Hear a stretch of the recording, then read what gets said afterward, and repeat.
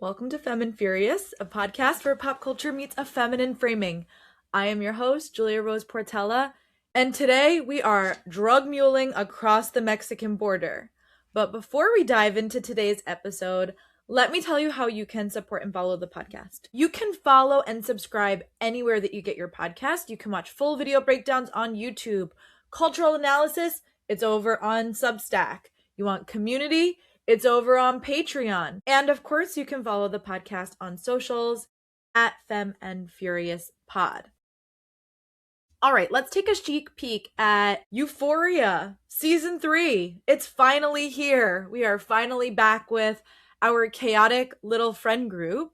This is a spoiler warning for all of Euphoria. Hopefully, if you're here listening to this particular episode of the podcast, you've seen season 1 and 2 of Euphoria. But if you haven't, that's okay. Just know that we're going to be spoiling probably some stuff from other seasons as we go through today's episode. The season premiere episode title, Andale, and it is written and directed by Sam Levinson. Get used to that because the way that it was at the end credits, if you guys watch all the way through to the end credits, where it was like written, produced, directed, everything had Sam Levinson's name on it. So some messy shit that goes on in the Euphoria world. We'll talk about that in a minute, but let's continue our chic peek. The vibe check for this episode. Pack your bag, losers, because we are abusing YK Jelly to shove golf ball sized balloons to pack our intestines and cross the Mexican border as we navigate life, liberty, and the pursuit of pussy. The feral factor, a 6 out of 10, and I think I'm being generous with this because I really don't know how I felt about this episode. Did I hate it? No. Did I like it better on a rewatch when I rewatched it to write the episode notes? No, I didn't. I had a really hard time grounding back into the reality of the story, and that was after just binging season 1 and 2. This is not uncommon when a high school show like graduates out of high school. Buffy season 4 is my least favorite season of Buffy because it hasn't really found its foot and its identity outside of being a coming of age story in high school. And I don't know if that's some of what's going on here. None of our characters are interacting, really, in a way that I think is quite easy to do when you're in a high school setting. I don't know. I think depending on how this season unfolds is going to determine whether or not I think this was a really good season premiere. I think the things that this season is looking to interrogate are quite interesting. But do I think that I like loved this episode and felt like it was an episode of Euphoria? No. I didn't feel that at all. Who this episode is for, truthfully, I think it's for Sam Levinson. And here's my hot girl hot take. Zendaya is doing a lot of heavy lifting, and there is a labyrinth-sized hole, don't worry, we'll talk about it, that was missing from this episode of television. I fear that Sam Levinson hates women. I'm not really sure if any of the female characters beyond Rue feel fully developed. This is like the full realization of his creative vision when there's nobody in his way. And I don't know how I feel about it. I did feel the dialogue was a little weird, like low-key strange in some places over the course of this episode.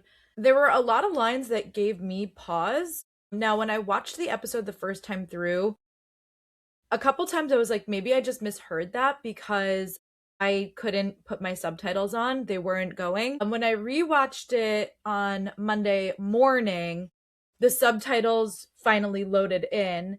And I was like, no, they actually did say what I thought they said. Or sometimes in some cases, they said things that were like more jarring in some capacities. It is now Tuesday morning when I'm recording this episode that will be released today, Tuesday.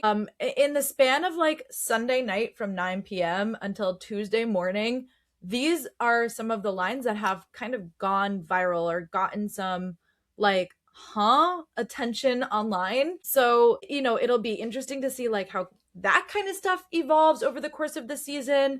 I personally cherish Rue as a character, so I'm invested in seeing how her story ends. I just simply never felt like, but everything beyond her character, especially in this episode, in ways that it didn't feel in other seasons, it just felt like white noise, like background noise. And these used to be characters that I was really compelled by, and I found myself, quite frankly, like, what? It felt like such a big jump from where we were and how we ended season 2 to where we come in season 3 with like no reckoning other than just the suitcase and that whole storyline with Rue. So I know that they do their best to button some things up, and there's only so much that they can do because, in particular, like Angus Cloud, who played Fezco, died. So there's only so much that they can do in resolving that storyline.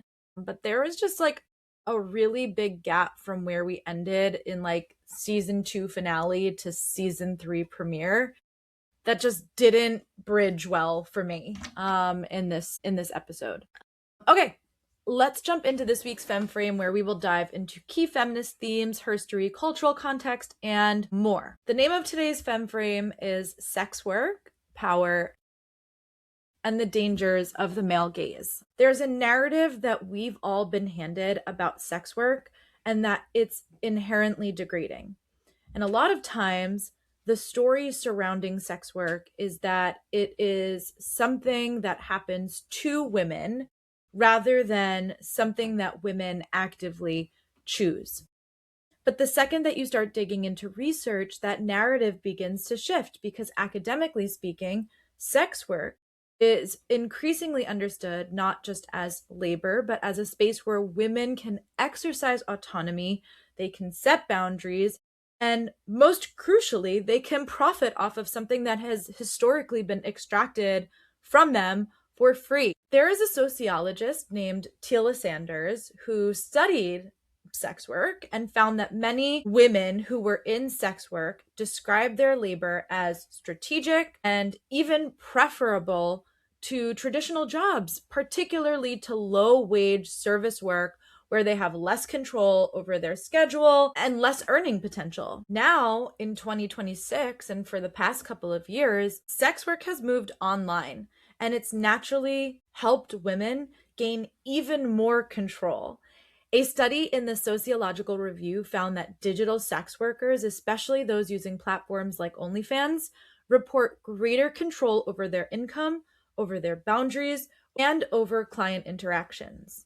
So already there is a disconnect because culturally, sex work is framed as something that is disempowering for women, while academically it is often framed as a site of agency, particularly when women are in control of the terms in how the sex work is being explored. And that distinction of narrative control is crucial because the research is just as clear that when sex work becomes dangerous or exploitive, it is usually not because of the work itself, but because of the conditions that are surrounding it. The global network of sex work projects directly links the criminalization and third-party control, which is often male-dominated, to increased violence and exploitation. On a similar note, Amnesty International found that decriminalization and worker autonomy significantly improve safety outcomes. And as Dr. Chantel Tibbals puts it,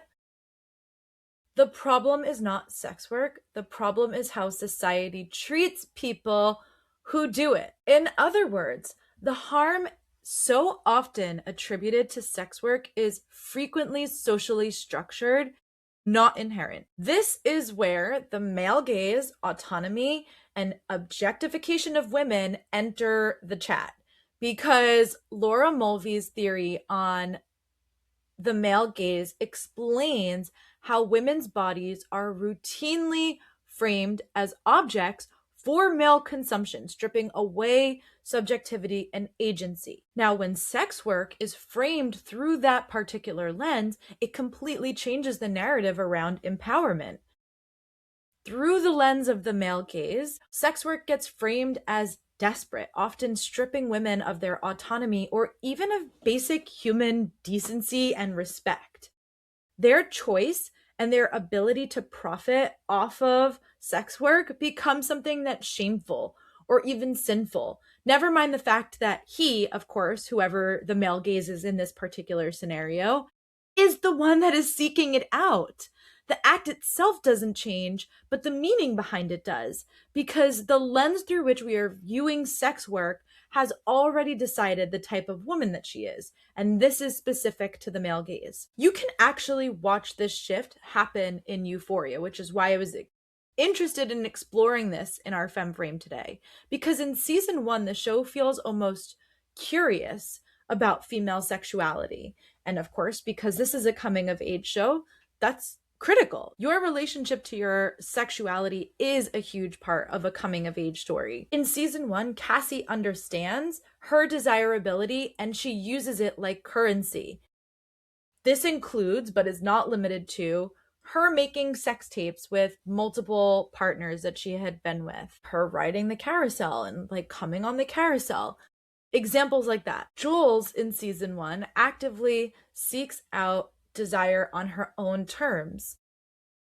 And Kat quite literally turns sexual fantasy into income. None of these storylines are framed as perfect. They're not black or white. They're certainly nuanced, and that is intentional.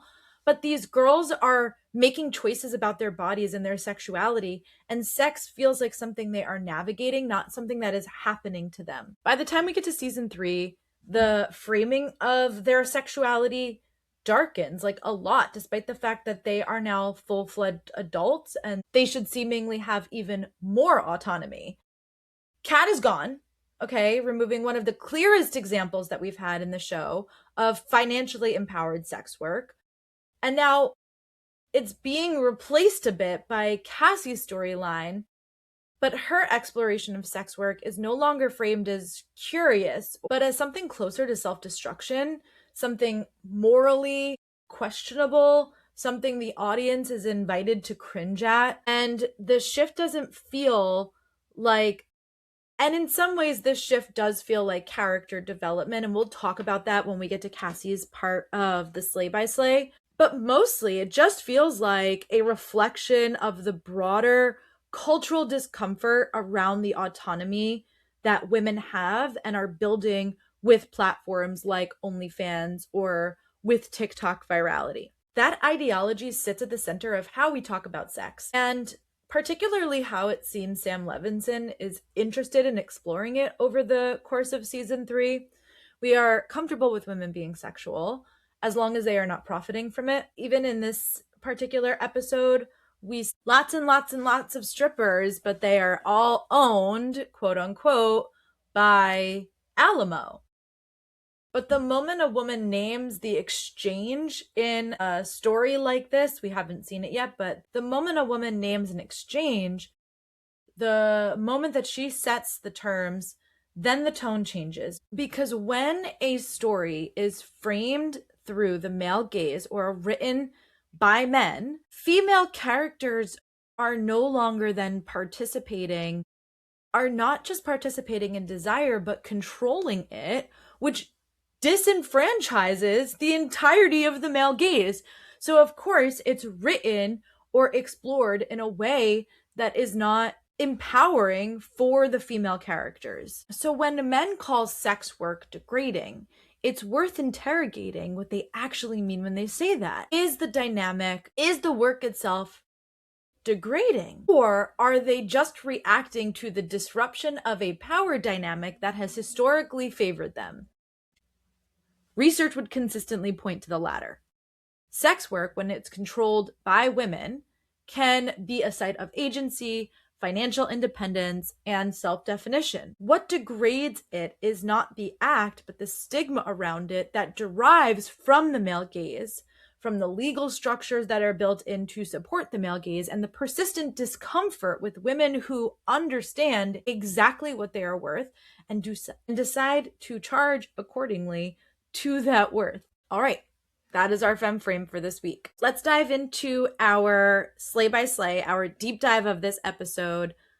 I'm going to start with some general notes and then we'll go character by character, which I think is the best way to do it as we go through the season. We'll see how each episode goes, but I think it'll be best for us to go character by character. So let's start with the general notes, okay? During my rewatch of season 2, I noticed that they also had a remembrance card for Eric Dane on the last episode or like last 2 episodes of that season. Now granted, Eric Dane just passed away in February, but in the gap between season 2 and season 3, Angus Cloud, who played Vesco, also passed away due to an overdose, which I think is important to talk about. And so did the executive producer, Kevin Turin. I'm hoping that they will offer a remembrance card for them too, especially for Angus Cloud, because Vesco was such a beloved part of the show.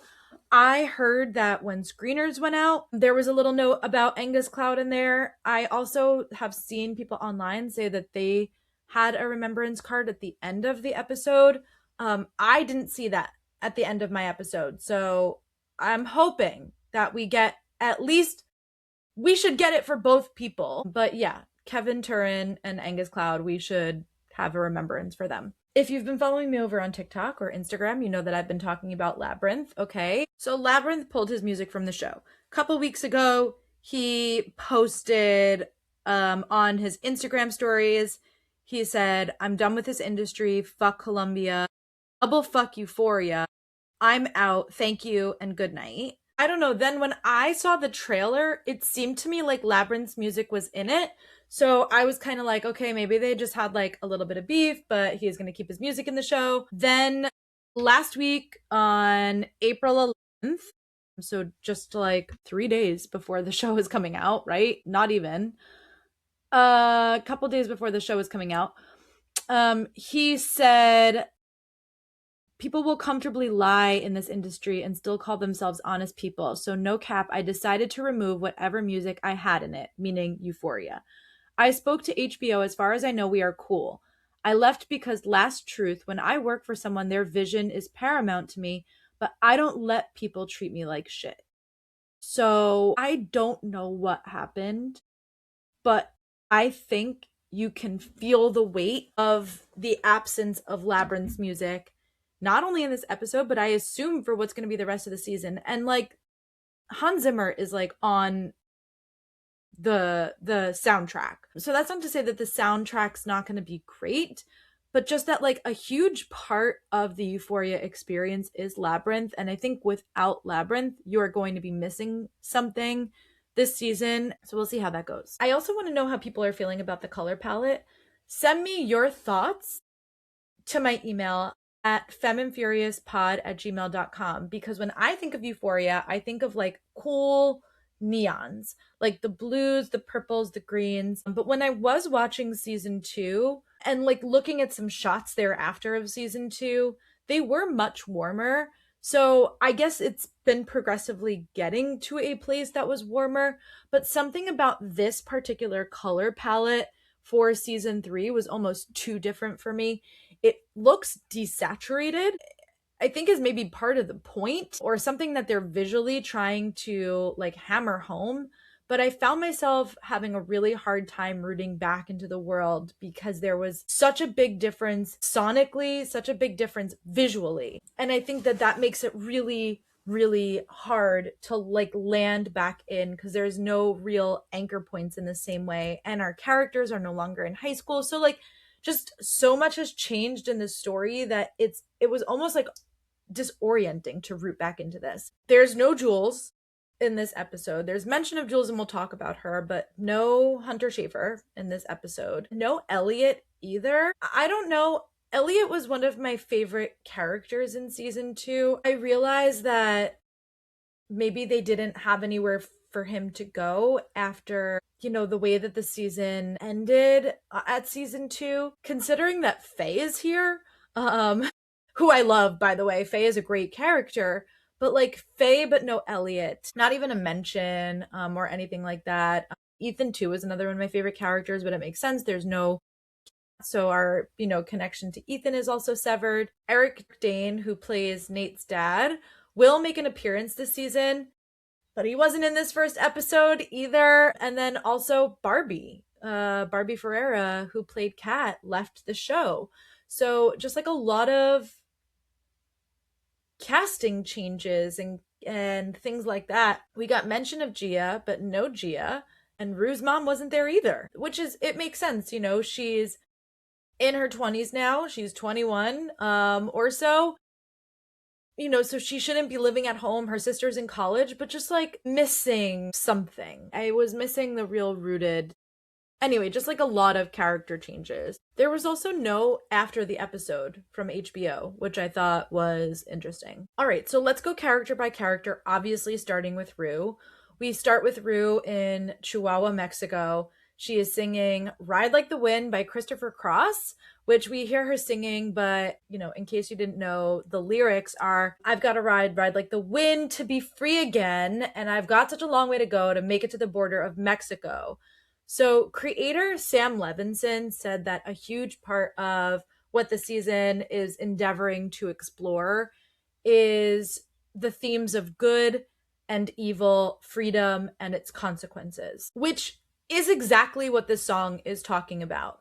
So the whole song is about a murderer, a criminal, who is fleeing to Mexico for his freedom. And for Rue, as she will say later in this episode, she's still paying for a mistake that she made years ago when she was in high school, and she's seeking her path towards freedom. Then we have the scene of the car getting stuck on the slope, which I just found out today on TikTok. Like, that actually happened. Obviously, it wasn't Rue, but this actually happened. When Border Patrol got there, I guess they couldn't figure out, like, they assumed that it was a drug deal and, like, they were already gone. The people had just fled and left. So, fun fact, that was there. If I can find the TikTok, I'll tag it and I'll post it in the show notes. But I thought symbolically, this was like a great place for us to find Rue in the beginning of this season. She's stuck between these two versions of herself.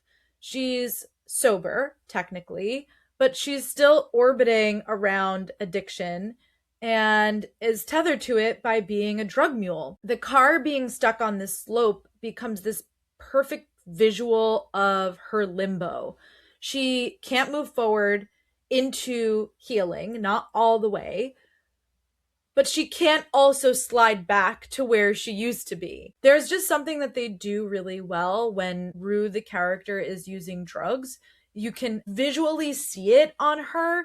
So I don't know how else to explain it other than like, it's the way that they make her skin. You know, her makeup is like very pale. She's got usually like a sheen to her. Her eyes are doing something different. So like, you can just tell by the way that she is while she's driving that she's sober.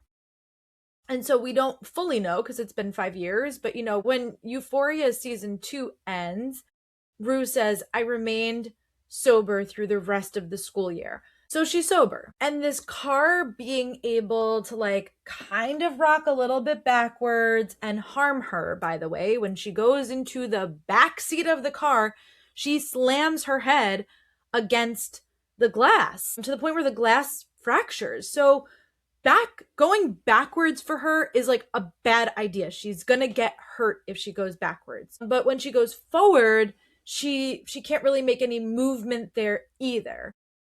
It's an uncomfortable, like, in between space that she's in where she's supposed to be growing. She even says later on when she's talking about this little visit that she has with Lexi, she's like, I can't tell her what I'm doing. So when she asked me about my long-term plan, like, I have nothing to say because she's not even letting herself envision what a long-term plan could be. So instead she's stalled, which is how the show opens too. Like if we backtrack it even like a minute or two earlier, Rue is stuck in the mud spinning her wheels, right? Rue then gets out of the car. She walks down the ramp and then we hear a hawk cry and the hawk lands on the car and the car perfectly balances out.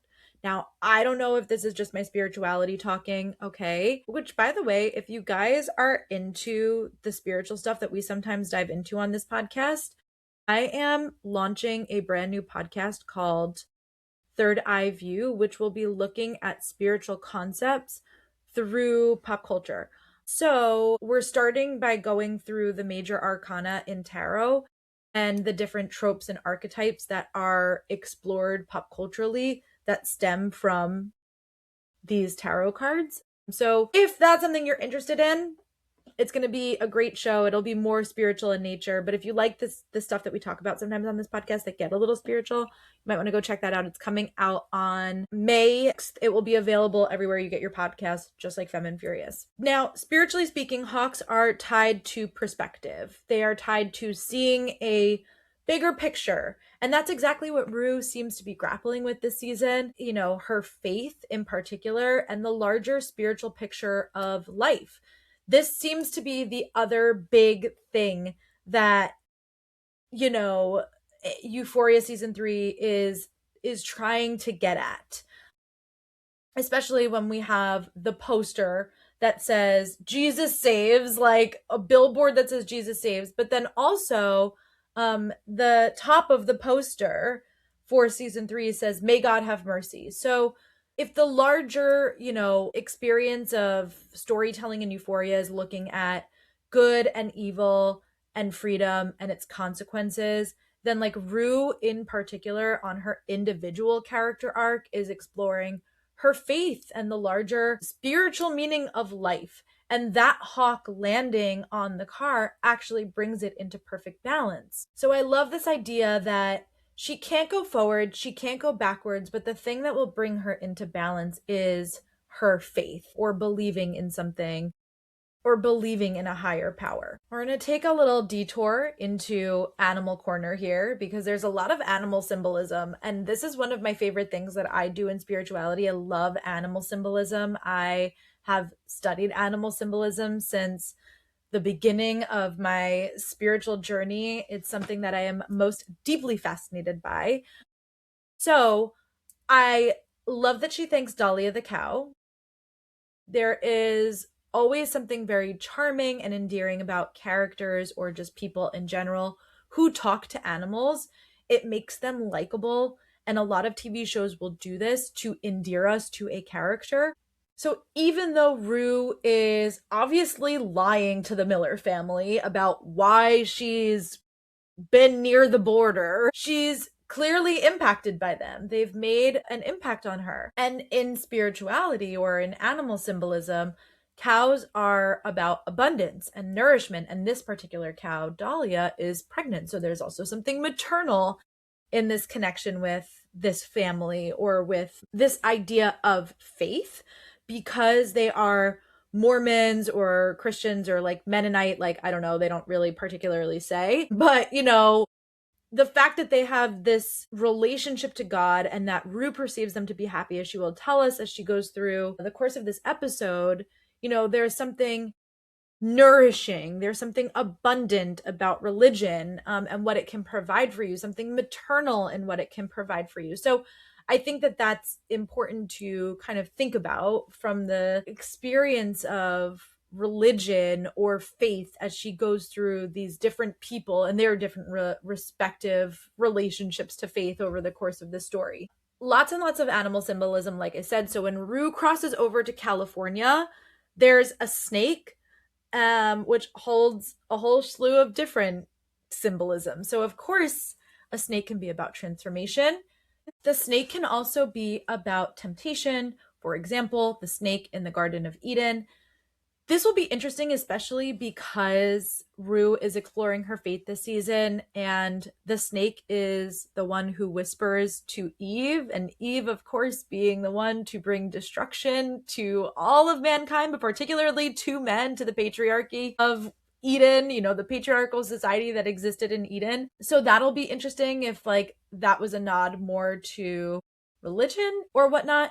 Snake symbolism can also be about deception.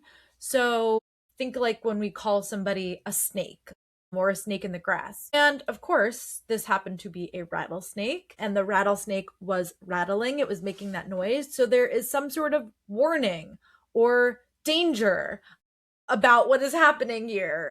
You know, that the rattlesnake always seems to be an omen or a warning of some kind. And then Rue kind of enters a house and we get our next animal alert. We get all of these birds in cages. Particularly, we see the one white parrot. So we know that we're in Lori's house, but there's multiple different birds. Like, we just see different shots of different birds in cages. And of course, this is what has happened to Rue. This is exactly what's happened to Rue. And we get this sort of flashback after we see that she's in Lori's house and she's had this interaction with Lori.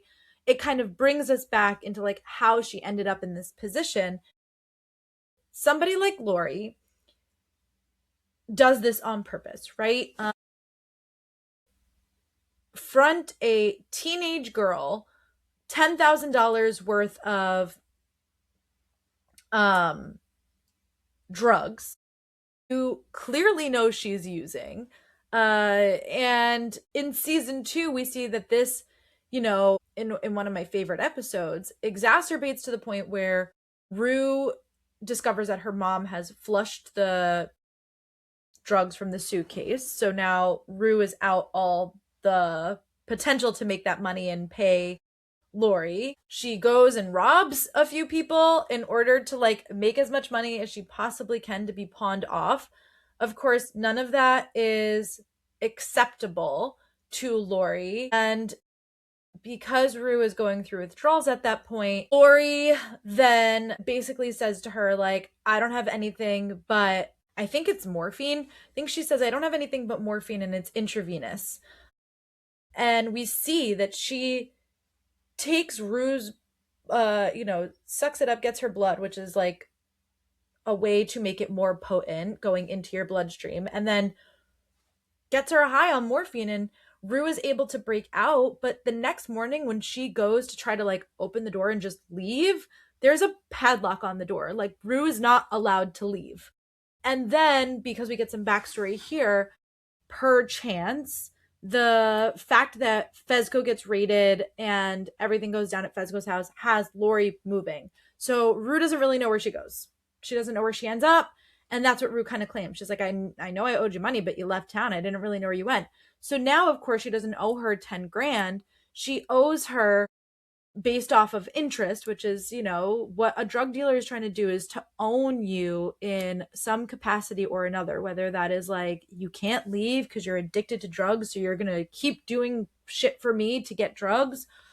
Or we see kind of what happens here, which is, you owe me a shit ton of money. Obviously, at this point, there's no manipulating Rue with drugs because she's sober. And whether Lori knows that or doesn't know that, she's now holding Rue accountable as an adult, right? Hey, like, you're 21 now. You're not a kid. This isn't, she waits until she is a full-fledged adult to come back and to say, you owe me all of this money, nearly $44 million with interest, but I will settle because I'm so gracious for $100,000. So now Rue gets roped into being a drug mule for Lori. The second that, so here Rue is, just another bird in the cage that belongs to Lori. We have the scene of Rue and Faye swallowing the fentanyl balloons.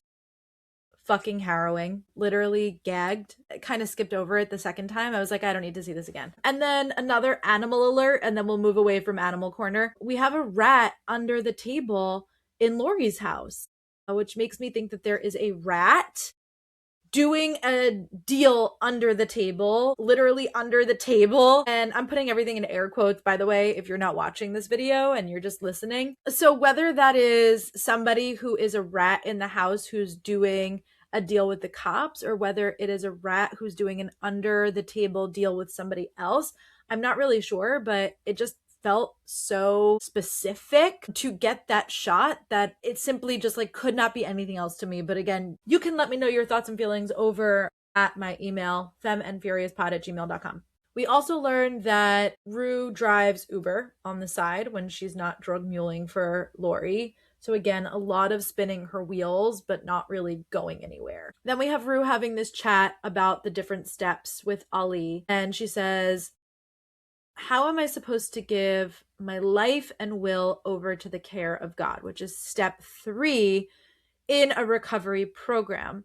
And Ali says, easy. You believe in something greater than yourself. But all I could think about when he said that was this quote from Lost. Spoilers for Lost if you've never seen it. You might want to skip ahead like 30 seconds or a minute to this episode called A Man of Science and a Man of Faith, where basically Jack is a man of science. He's a doctor who is looking at this other guy, John Locke, who, believes in this like supernatural power of the island that they're stranded on. And Jack asked John, why do you find it so easy to believe, that something else is happening here? And John Locke literally yells back to him, it's never been easy.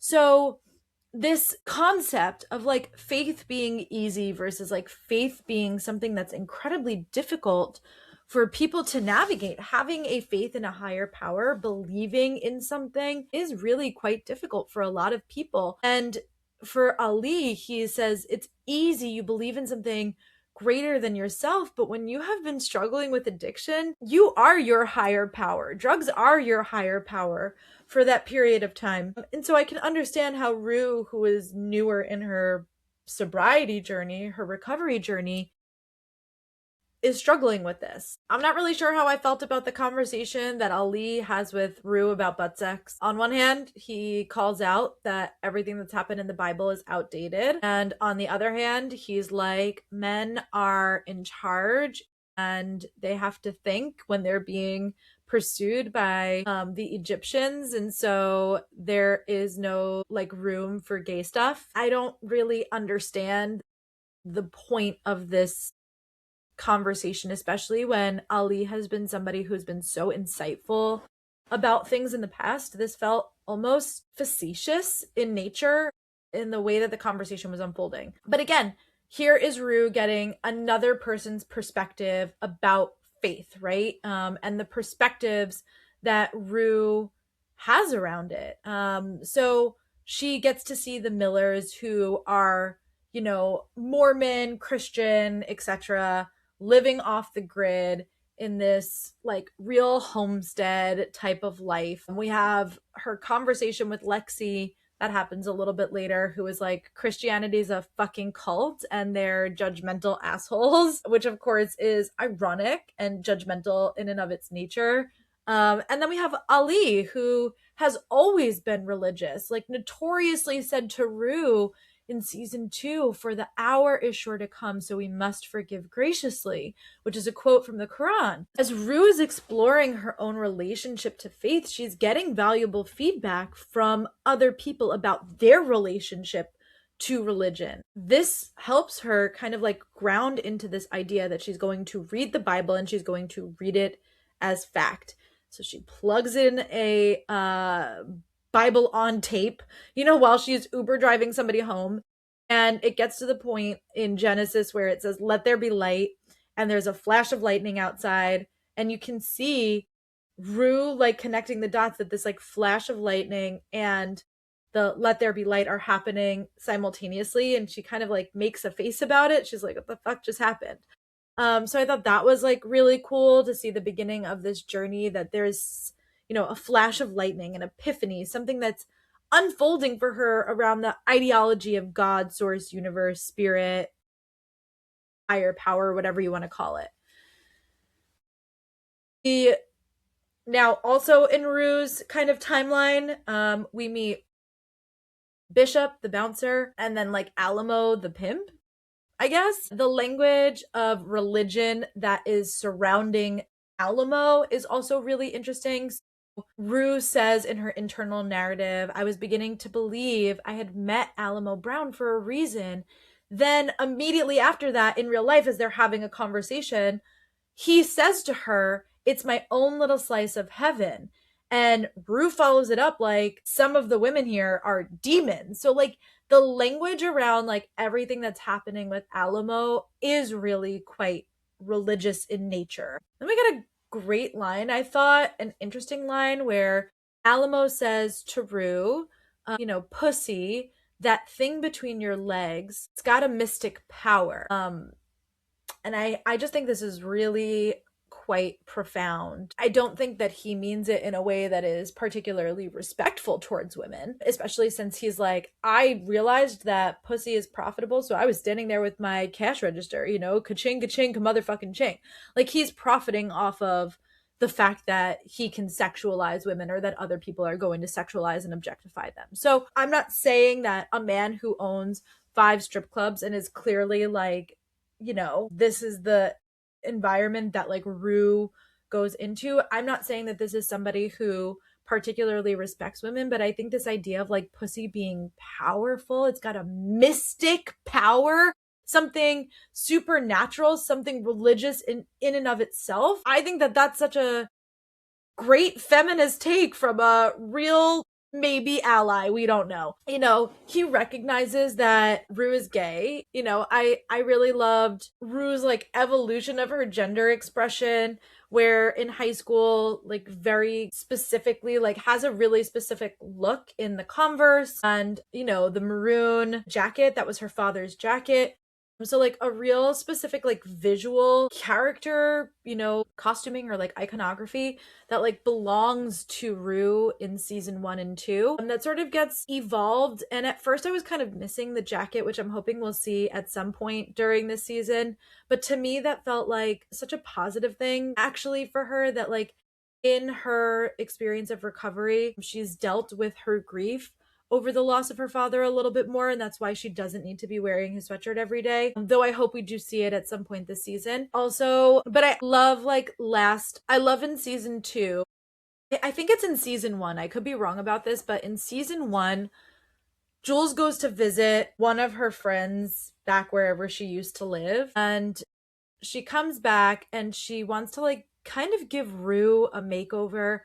And then when they're out and Rue is sort of like dressed up and all this makeup and stuff, Jules kind of says, I feel like I fucked with your gender expression. And this is true. So like to see Rue evolve out of this tomboy clothing, that there's nothing wrong with it, but that is sort of like centralized around her grief, to becoming just a part of her identity, and the expression of that I think is really quite lovely. So I liked that a lot. But in this scene where she's talking to Alamo, she's drinking and she's smoking a blunt, and I was like, Rue, are we okay? Are you okay? Like, why are you smoking a blunt? Especially when you think about like the lengths to which she manipulated Gia in season 2 to be like, I'm gonna smoke a little bit of weed, so that it was a cover for her to do other drugs. This whole scene too, where she's sort of like foaming at the mouth, feral, to be like, I want to work at a strip club, like, working for Lori fucking sucks, it's hell on earth, like I don't want to be doing that anymore, I would love to like own a strip club, reminds me of this conversation that Rue and Ali have. Ali compares how Rue feels about Jules to drugs. It's like, doesn't that feel familiar to you? So I thought that was like wrapped up in some of this too. Like, this isn't necessarily a good trade for her, even if stripping is much more over the board than like, shoving fentanyl into your intestines. Like, obviously running a strip club or like owning a strip club would be like much more viable and like legal for Rue, but like still not maybe the healthiest thing for her, which is why he says troubleshooter, troublemaker. She's like a little bit of both. This is still not the most conducive. This is not necessarily the best environment for her. But by the time she gets to the end of the episode, where she's having this conversation with Alamo, and she's like, I wouldn't have stayed if I knew that these drugs had been laced with fentanyl, which, by the way, do we think that Faye did this intentionally to set Lori up? Do we think that this happened, like there was intentional sabotage, or like what do you think happened here? Because Faye is the one that gives the drugs last, whatever she's cooking up over there, and I just felt like maybe this was an intentional choice on her part. Like maybe she's done with this too. It seems like her and Rue have not only remained close, but have developed a relationship, especially like in the wake of Fezco being gone, where they're taking care of each other, right? And so I don't know. We'll see how that goes.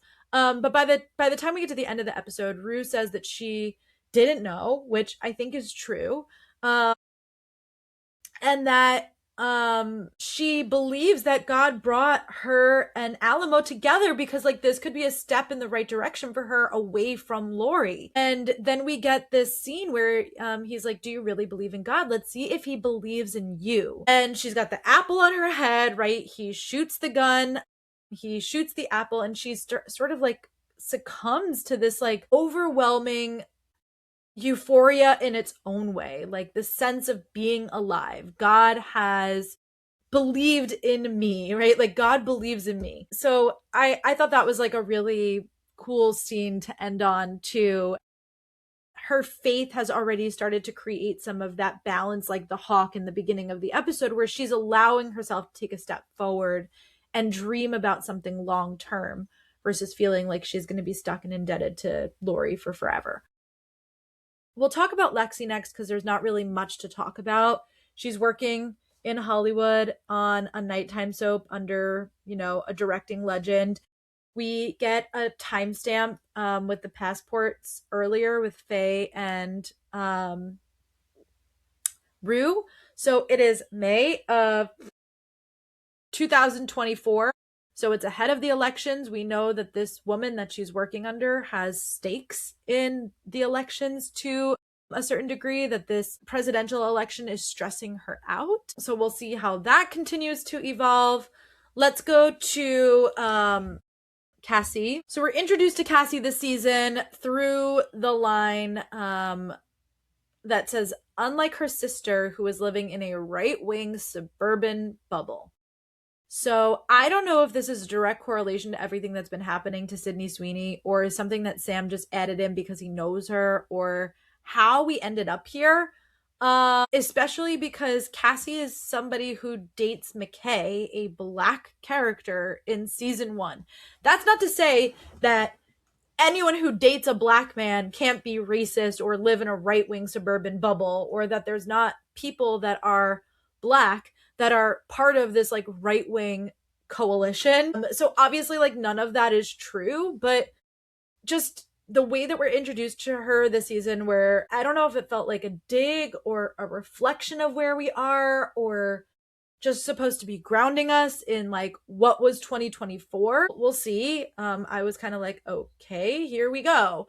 And of course, the irony of like it's a right-wing suburban bubble, and then like we're seeing Cassie's ass, right? And the fact that there is something like sexualized about these women, more that they like to sexualize themselves. And maybe the irony of that, especially because right-wing women love to look at liberal or progressive women and call them sluts, whores, you name it, they say it to us. And then of course there's the Lauren Boeberts of the world who are ejected from a theater in New York City for giving a hand job to their date.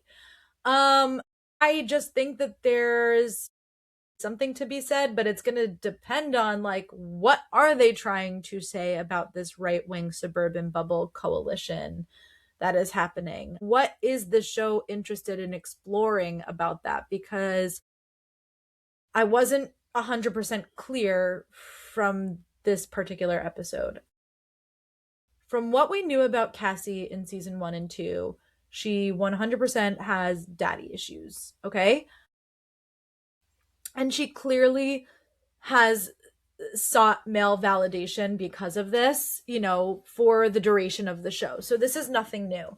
So being filmed was a huge part of her storyline and a huge part of what caused tension between her and McKay in season 1. So it makes sense to me that the evolution of her character would be someone attempting to make sexualized content of herself online, particularly because she gets into this relationship with Nate.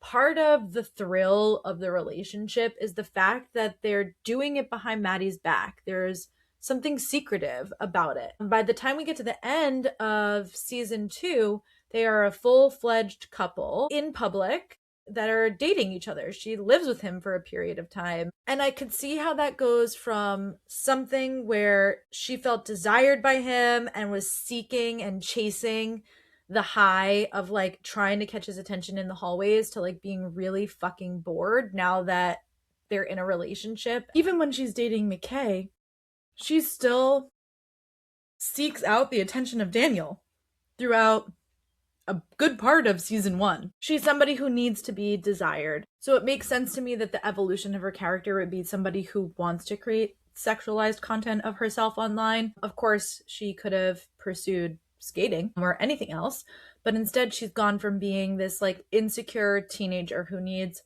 validation, male validation, to feel secure about herself and to feel desired, to being a bored housewife who needs external male validation that's not from her husband to feel secure and desired. Of course, there's also this like idea that like in right-wing circles, they're all like these lavender marriages where all the guys are gay, and that's why Grindr just absolutely fucking crashes out every single time that there's like any sort of Republican rally or like event.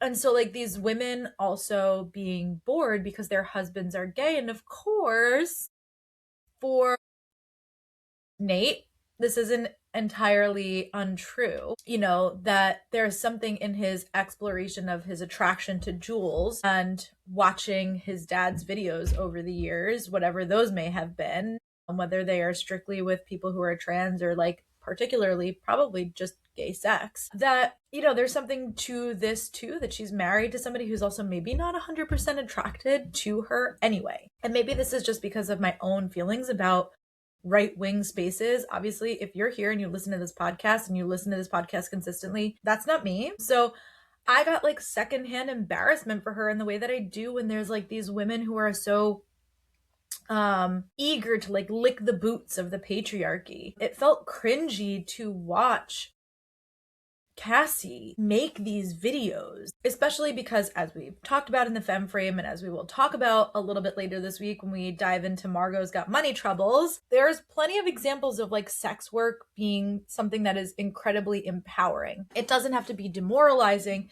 yet the way that Cassie is engaging with it makes it feel very hollow and like cautionary. Like the dangers of being chronically online and seeking online validation or virality. Though I will say it's low-key man-eater to want to monopolize off of all of the unhappy men in the world. And for that, I give a small little finger tap to Cassie. I also think it's weird as fuck that like this is all unfolding after Kat's character left. Especially because Barbie has said that like basically she felt that they ran out of story for Kat's character, and that in season 1 she was a main character and then sort of got sidelined in season 2 because they didn't know what to do with her. Meanwhile, now every woman on the show is basically like a sex worker. I think it would have been great if they would have kept Kat's character involved, even if Barbie decides not to be a part of the show. You have this major time gap where you can say like Kat moved for school, but she has published books from her fan fiction. It has this type of content in it, or like it came out at some point that like she's doing this to make money, and like having Cassie be there to like ask her questions or essentially to teach her to do this. Like it feels like if they were going to turn another character in the show into a sex worker, particularly for OnlyFans, that like Kat would have had plenty of story then in this franchise. The last little tidbit is this conversation between Nate and Cassie. So when you call back to the beginning of the episode, Faye dumping the pasta into the bowl. Hopefully they've got more than one strainer in that house, more than one pasta strainer.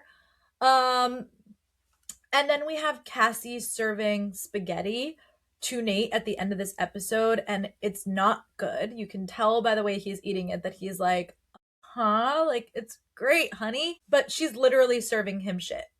That's how I took this. So let's dive into Nate. Of course, Nate would drive a Cybertruck. Of course, he would be somebody that snaps at the housekeeper and tells her to get to work. So he's still awful. Though, like the rest of this particular episode, the portrayal of Nate felt very muted and very weird.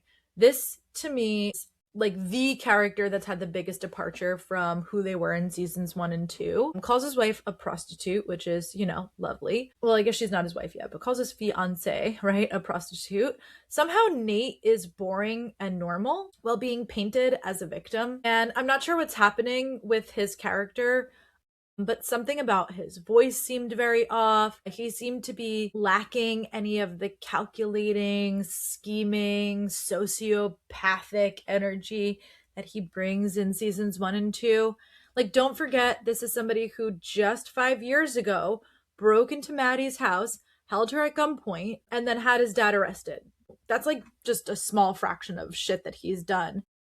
We're not even talking about like the psychological damage that he has inflicted on Jules and on Rue and on Fezco and, on his dad. Like, we're not even talking about like the psychological warfare that he has spewed over the course of the entirety of the show. And then, like, even more powerfully, I think, is the fact that Nate as a character is somebody who was consistently blaming his father and his father's misgivings for his trauma and the way that he is. And of course, that's like woven into it. But there's something more powerful about the conversation that he has with his mom at the end of season 2, where his mom is like, yeah, your dad may be gone, but like, you're a fucking angry kid who choked your girlfriend out. And he's like, I didn't choke her out. He like continues with the lie.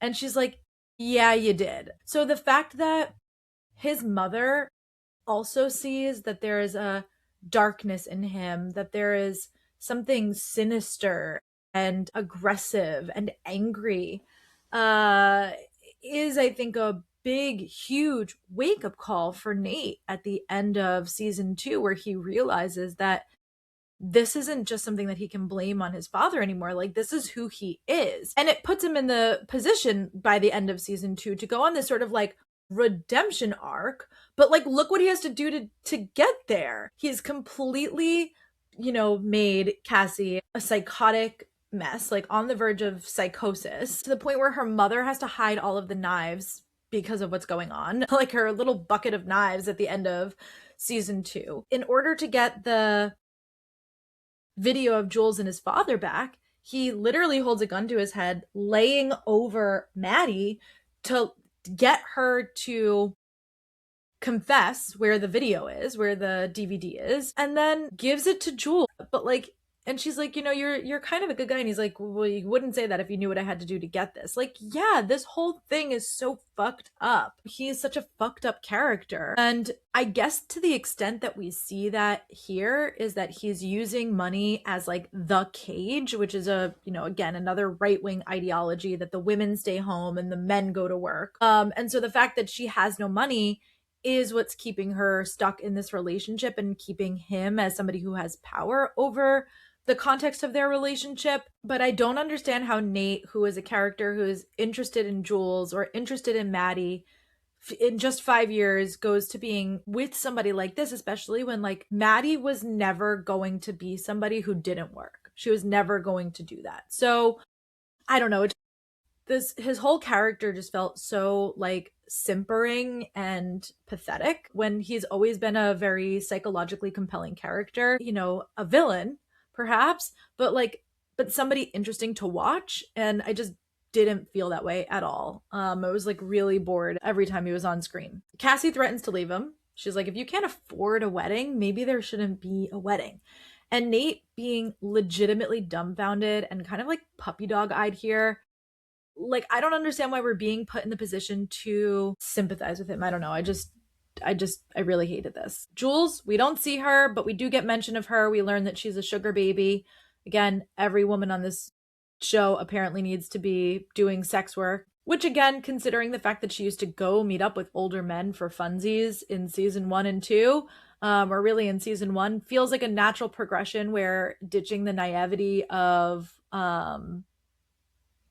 when she was younger, and this is a way to explore her sexuality, to replace it with something that's more lucrative and beneficial to her.